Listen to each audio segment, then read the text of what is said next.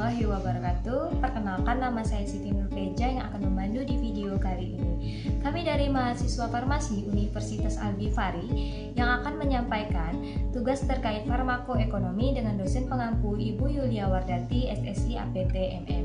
Nah, kami akan menyampaikan tentang analisis efektivitas biaya pada pengobatan anti hipertensi tunggal di Kota Pontianak. Nah, kami dari kelompok 2 yang terdiri dari 11 anggota, yaitu sebagai berikut. Adapun pembahasan yang akan kita bahas pada video kali ini yaitu yang pertama ada pendahuluan, yang kedua adalah rumusan masalah, yang ketiga adalah tujuan penelitian, dan yang keempat manfaat penelitian, dan yang kelima adalah metode penelitian.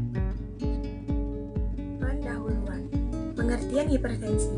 Menurut CNC 8, hipertensi adalah peningkatan tekanan darah sistolik lebih dari 140 mmHg dan tekanan darah diastolik lebih dari 90 mmHg pada 2 kali pengukuran dengan selang waktu 5 menit dalam keadaan cukup tenang atau istirahat. Menurut CNC 8, hipertensi dibagi dalam beberapa kategori atau klasifikasi.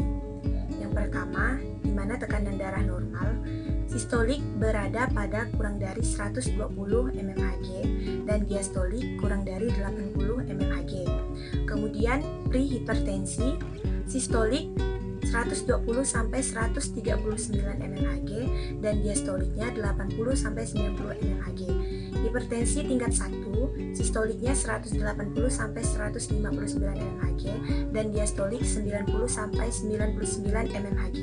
Kemudian hipertensi tingkat 2, sistoliknya lebih dari atau sama dengan 160 mmHg dan diastoliknya lebih dari atau sama dengan 100 mmHg. Data World Health Organization atau WHO di tahun 2015, sekitar 1,13 miliar orang di dunia mengidap hipertensi. Artinya, 1 dari 3 orang di dunia diagnosis hipertensi. Jumlah pengidap hipertensi terus meningkat setiap tahunnya. Diperkirakan pada tahun 2025 akan ada 1,5 miliar orang yang terkena hipertensi dan diperkirakan setiap tahunnya 10,44 juta orang meninggal akibat hipertensi dan komplikasinya. Hipertensi merupakan salah satu pintu masuk atau faktor resiko penyakit lain seperti jantung, gagal ginjal, diabetes, dan stroke.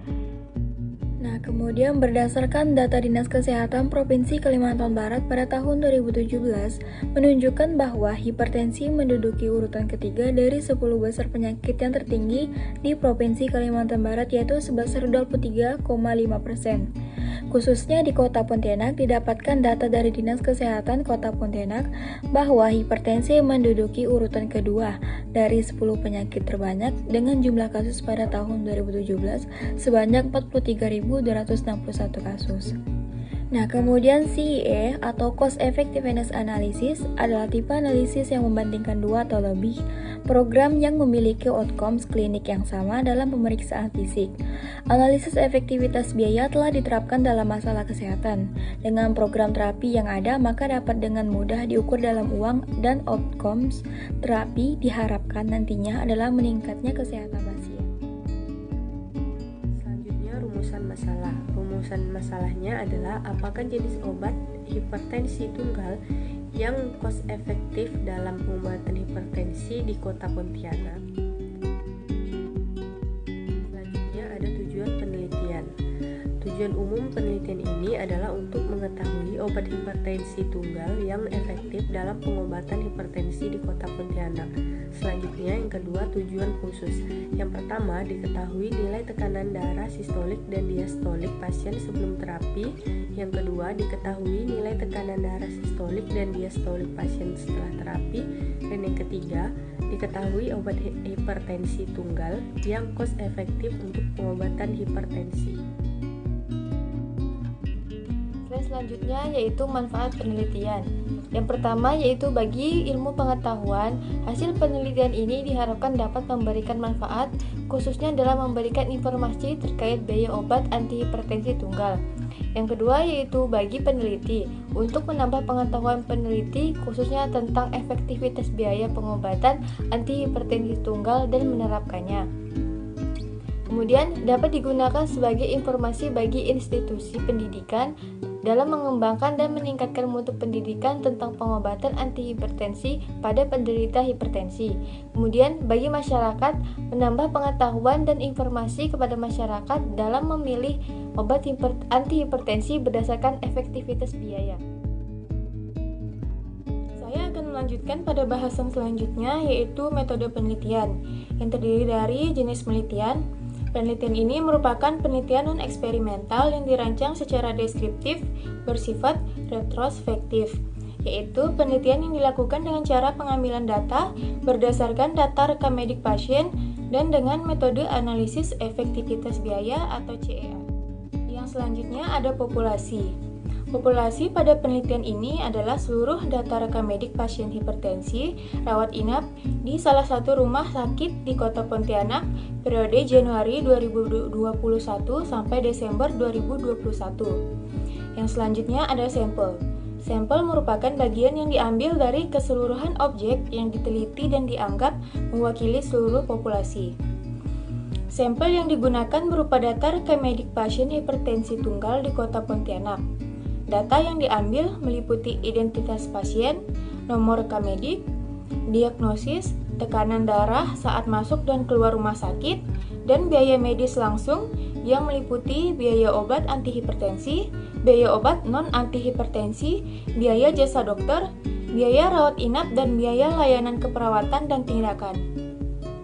Yang selanjutnya ada pola penggunaan obat.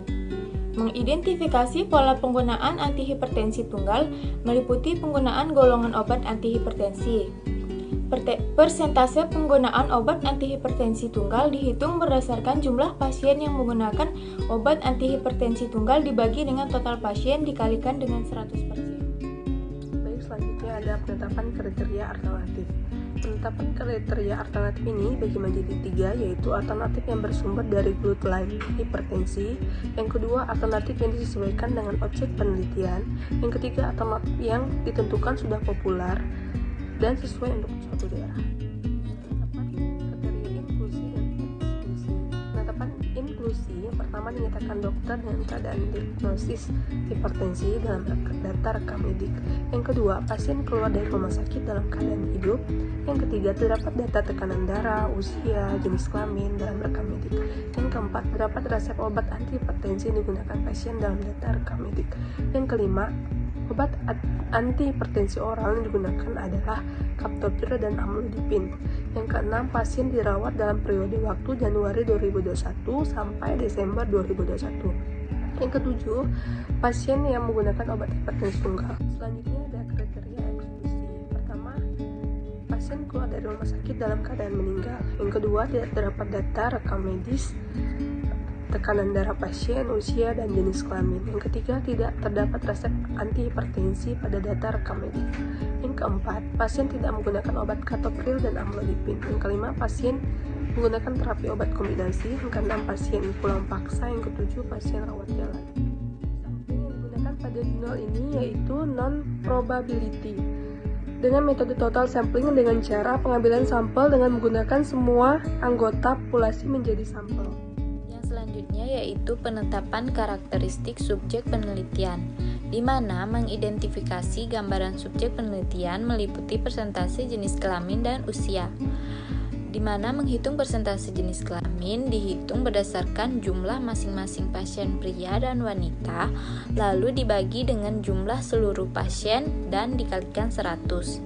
Dan yang selanjutnya menghitung persentase usia dihitung berdasarkan jumlah pasien masing-masing interval usia, lalu dibagi dengan jumlah seluruh pasien dan dikalikan 100. Dan yang selanjutnya penetapan parameter outcome. Outcome yang akan didapatkan adalah outcome klinik, di mana didapatkan hasil penurunan tekanan darah pasien dan peningkatan kualitas hidup pasien yang mengonsumsi obat antihipertensi.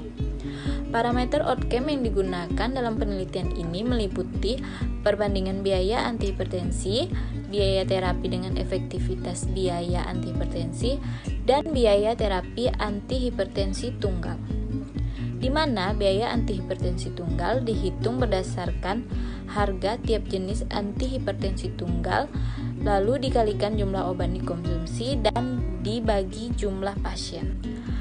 Lalu biaya terapi dihitung berdasarkan biaya yang dikeluarkan pasien untuk sekali periksa dan dikali frekuensi pemeriksaan lalu dibagi dengan jumlah pasien.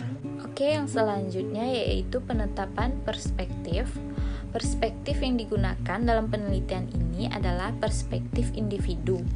Karena hasil yang diperoleh adalah biaya perawatan kesehatan untuk mencapai kualitas hidup pasien yang lebih baik.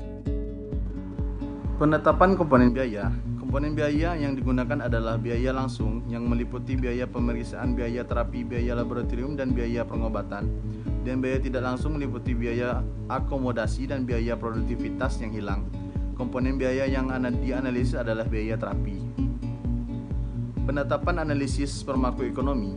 Metode farmakoekonomi pada penelitian adalah CEA, Cost Effectiveness Analysis. Hasil CEA dipresentasikan dalam bentuk rasio, yaitu Average Cost Effectiveness Ratio (ACR) dan Incremental Cost Effectiveness Ratio (ICR). Analisis efektivitas biaya meliputi aktivitas antihipertensi tunggal, Average Cost Effectiveness Ratio (ACR) dan Incremental Cost Effectiveness Ratio (ICR). Penetapan analisis farmakoekonomi. Efektivitas antihipertensi tunggal dilihat berdasarkan persentase pasien yang mengalami penurunan tekanan darah mencapai target nilai tekanan darah, yaitu 140 kurang 90 mmHg. Persentase pasien yang mengalami penurunan nilai tekanan darah mencapai target dihitung dari jumlah pasien yang mencapai target pada masing-masing gambaran penggunaan obat dibagi dengan total kasus dikali 100%. Oke, selanjutnya ada metode Average Cost Effectiveness Ratio atau yang biasa disingkat ACR. Metode ini dihitung berdasarkan biaya terapi yang dikeluarkan pasien hipertensi dibagi dengan efektivitas antihipertensi tunggal yang dapat dihitung dengan rumus sebagai berikut. Biaya perawatan kesehatan dalam bentuk mata uang dibagi dengan outcome klinik atau dalam kurung bukan dalam bentuk mata uang. Selanjutnya ada metode Incremental Cost Effectiveness Ratio atau yang biasa disingkat dengan ICER. Metode ini dihitung berdasarkan selisih biaya terapi yang dikeluarkan oleh pasien dengan selisih rata-rata efektivitas pada dua pola penggunaan obat yang dapat dihitung dalam rumus sebagai berikut.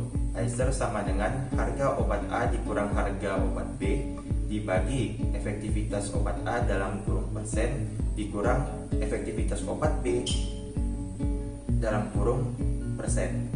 Nah, dikutip oleh Pang and Chow pada tahun 2012. Selanjutnya ada pun analisis statistik dalam penelitian ini berupa efektivitas penurunan tekanan darah sistol, efektivitas penurunan tekanan darah diastol, efektivitas hari terkontrolnya tekanan darah, biaya terapi, biaya obat antihipertensi, biaya jasa dokter, biaya rawat inap, biaya langsung medis, dan biaya tidak langsung.